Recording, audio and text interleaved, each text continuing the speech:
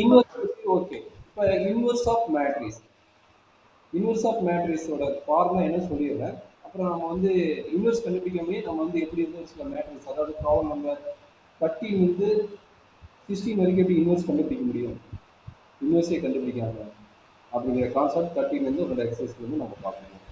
இன்வெர்ஸோட matrix formula என்னன்னா A inverse equal to 1 by determinant of A into adjoint of A. இதான் வந்து இன்வெர்ஸோட formula. என்ன okay formula? Sir. 1 by determinant of A into adjoint of A. So already adjoint of A எப்படி கண்டுபிடிக்கலாம் சொல்லிட்டு கோஃபேக்டரோட transfer. கோஃபேக்டரோட transfer. கோஃபேக்டர்னா யாரு? மைனரோட with சைனோட வர sign cofactor. Cofactor. அவ்வளோ. இது எல்லாமே தெரியும். இப்போ okay determinant of sir. A எப்படி கண்டுபிடிக்கணும் நமக்கு தெரியும். இது பேசிக் ஃபார்முலா, இன்வெர்ஸ் கண்டுபிடிக்கிறதுக்கான ஃபார்முலா. Okay sir. சரியாம்மா?